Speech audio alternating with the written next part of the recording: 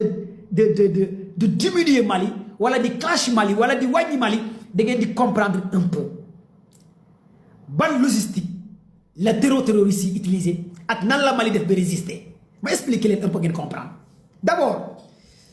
bi gars yi amee données yi am information yi ñu xam ne que Sadio Camara il est le ministre de la Défense qui détient les informations et renseignements. Il a été pisté par des données. Selon le renseignement russe, c'est l'Ukraine et les Européens qui ont donné des informations terroristes. Selon le renseignement russe. Ils ont dit, en premier pilier, avec Toby, ak ñi leen doon jaay dañu éliminer le ministre de la Défense Sadio Camara parce que moo yor information yi muy benn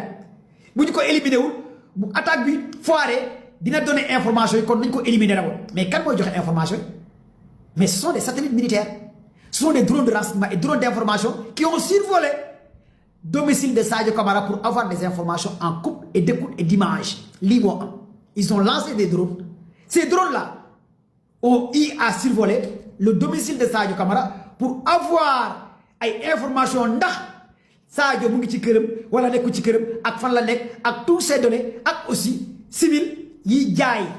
toog yi jaay Sadio Camara ñi nga xamante ne aussi ils ont travaillé te Assimi Goïta wax na ko ci discours de la nation démb wax na que y a des éléments internes yu nekk biir Mali yoo xamante ne ñoo joxe image yi information te dañu leen fay xaalis bi ñu xamee loolu xam ne Sadio mu ngi këram te ñaari jabar la am dégg naa sax ci ñaareel bi la aaye woon gars yi ne léegi ci ñaareel bi la aaye ñaari jabar la am tey fa la nekk kon donc comme que moo yor wàllu données information nañ ko éliminer nañ ko rey en première partie ils ont ciblé Kidal beneen équipe bi dafa dem Kidal 12000 combattants yi beneen équipe bi dem Gao beneen équipe bi dem Kati beneen équipe bi ciblé aéroport international de Bamako beneen bi dem Savare mais gars yi réew boo xamante ne amoo kenn ku la jàppale ay combattants yoo xamante ne européens ñoo leen di jàppale ci information ci internet ci communication ci données ci pick-up ci drone ci surveillance ci voiture piégée tous les moyens européens ak ukrainiens ñoo leen di jàppale yow amoo loolu à moyen de 4h30 nga def attaque coordonnée 4h30 5h30 6h30 7h30 8h 5h de temps attaque affilée l'armée Mali avant 10h ils ont résisté devant les terreaux. Avant 10 heures ci suba l'armée Mali a résisté dans ces 4 grandes villes kon tu vas dire que attends Syrie moo gën a puissant Mali Syrie moo gënoon puissant Mali ils ont attaqué Syrie moins de 4 heures de temps ils ont renversé le gouvernement de Bachar al-Assad mais Mali moins de 4 heures de temps 5 heures de temps d'attaque les grandes villes tous les grandes artères avec l'appui des Européens avec l'appui de l'Ukrainien selon le renseignement russe mais Mali a résisté en moins de 2 heures de temps l'armée Mali a repoussé les terroristes l'armée Mali a tué plus de 1500 terroristes l'armée Mali a capturé plus de 200 terroristes l'armée Mali a fait virer plus de centaines de pick-up et des motards kon mention spéciale à l'armée Mali mention spéciale à l'armée Mali bi contourner ces 5 grandes villes gis nga li dal Mali wallaay réew Afrique yu bëree bëri bi ko gars yi defoon ngeen dégg yuuxu dina jub fu ñu ko foogee wutal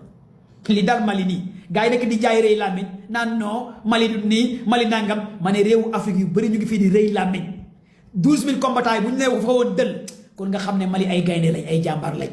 wallaay lésim li dal Mali am na réew yoo xamante ne terror bu ñu fa duggoon kon nga dégg yuuxu il faut que ngeen reconnaître le bravoure des Maliens l'honneur et de la patrie de ces Maliens patriotisme de ces éléments de Assimi Goïta il faut reconnaître ça encore le plus ce sont des vrais patriotes ces soldats maliens 4 grandes villes 5 grandes villes amul benn ville boo xamante ne terror yi am nañ fa bastion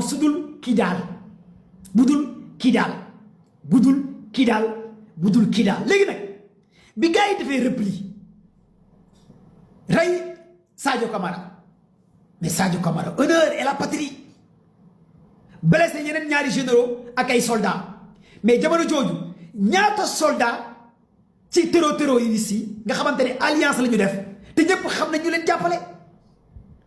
ñëpp xamoon nañ bi Mali di remercier Maroc ci wàllu Sahara bi mais xamoon nañ dina am ay réew yu frontalier ak Mali mais dinañ mere Mali te xam nañ ne y a la mainmise de certains pays africains à l'intérieur de cela te xam ngeen réew africain yooyu ñooy ñat dès l'instant que Mali remercier Maroc ci mbiru Sahara bi mais